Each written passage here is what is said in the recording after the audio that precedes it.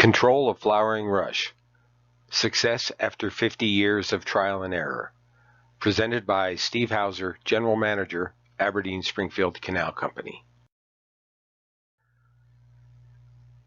The Aberdeen Springfield Canal System is located in southeast Idaho and consists of approximately 180 miles of canals and laterals to provide irrigation water to about 62,000 acres.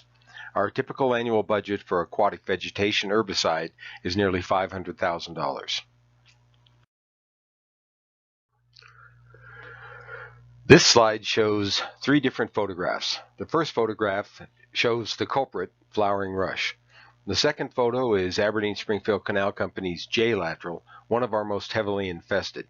This lateral looked like this for over a mile. This particular photo was taken just prior to chaining operations. The third photo is of Aberdeen Springfield Canal Company's I lateral terminus. Flowering rush was a problem on the last half mile of this lateral. Like most irrigation canal systems in the West, Aberdeen Springfield Canal Company has been plagued with aquatic weeds for its entire history. Prior to the advent of aquatic herbicides, there were only two methods of control: dewatering and mechanical removal. As irrigation transitioned from flood to sprinkler, mechanical removal became particularly problematic due to the amount of vegetation left suspended in the water, which mostly just clogged pumps. Consequently, mechanical removal with chains, as illustrated in these videos, was essentially abandoned in the early 1960s, and it was replaced with aquatic herbicides. But the herbicides had no effect on flowering rush, which was first identified on the system in 1968, but had been present for several years prior. By the early 1970s, flowering rush had become a problem in almost every lateral and portions of the main canals. Some small effort was made to remove the flowering rush mechanically with excavators and ditch cleaning buckets, and in 2001 we brought back chaining in an attempt to restore flow in the worst infested laterals.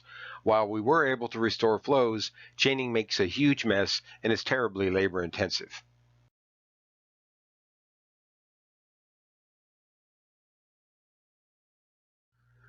This slide illustrates the difficulty in removing the flowering rush from the canal after chaining operations.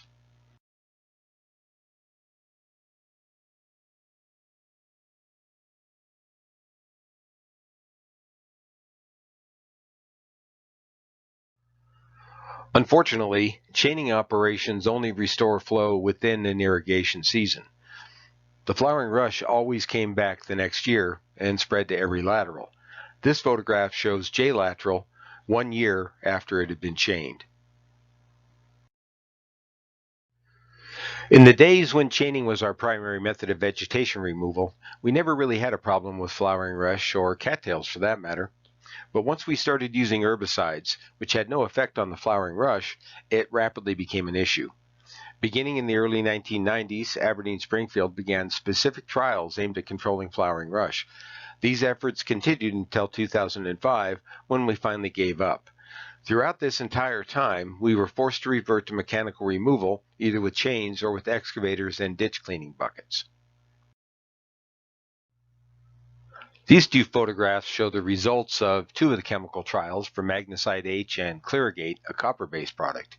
As you can see, some of the vegetation was yellowed above the water, but it soon returned to full green and continued to grow.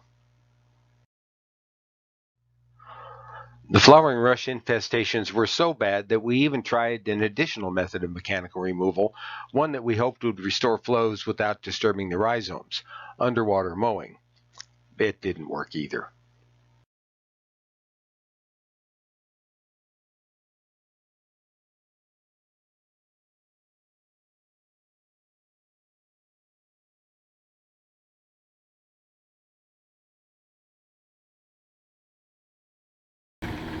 In 2008, I learned of a local excavation contractor who was developing an implement that would remove vegetation from canals. I invited him to try it out on my flowering rush problem. He brought me the Aquatic Vegetation Rake, or AVR.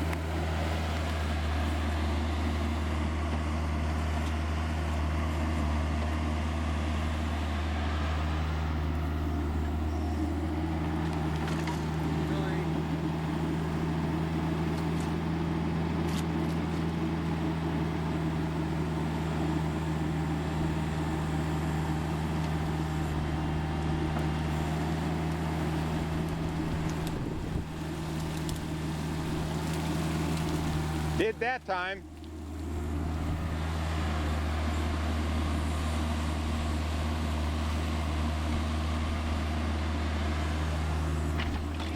I think it's because there's a hole right there. Yeah.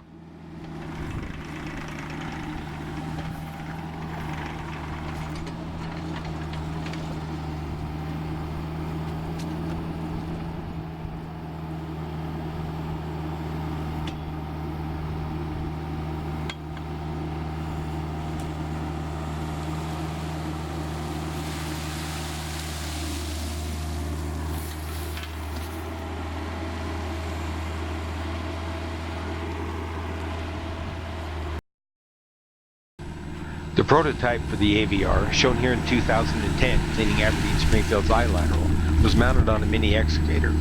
The entire length of this lateral's infestation, approximately 1/2 mile, was removed in 4 hours. Very little vegetation was left in the water, and the AVR removed the rhizomes as well.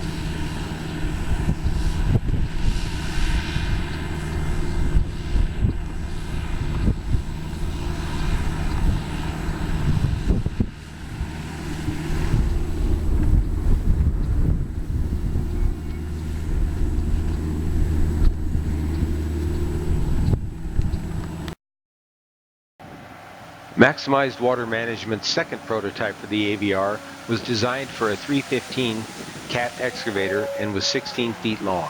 This photo shows the 16-foot AVR cleaning flowering rush from the sides of Aberdeen Springfield's low-lying canal. We initially ordered a 10-foot custom AVR for our 312 cat excavator and later purchased this 16-foot AVR as well.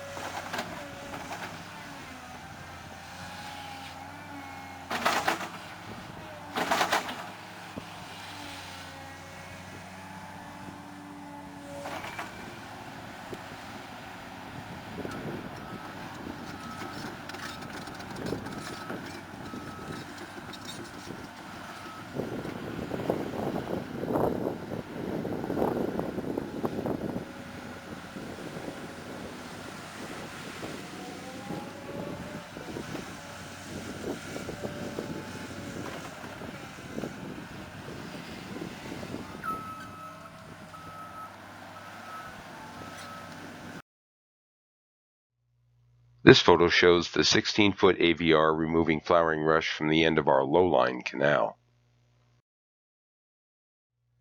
The last 2 miles of our low-lying canal, downstream of that canal's terminal spill, appears to be the perfect habitat for flowering rush, and the AVR turned out to be a perfect solution.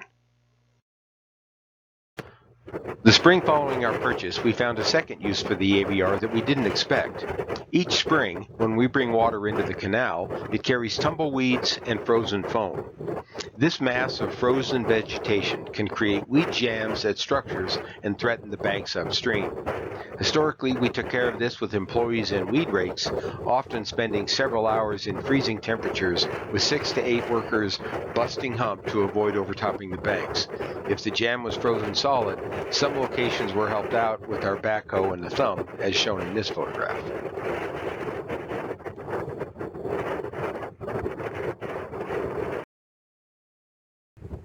We found that the AVR, stationed at each structure, could remove the majority of the weeds in a very short period of time, with no water backup and without the need of a squad of men with rakes.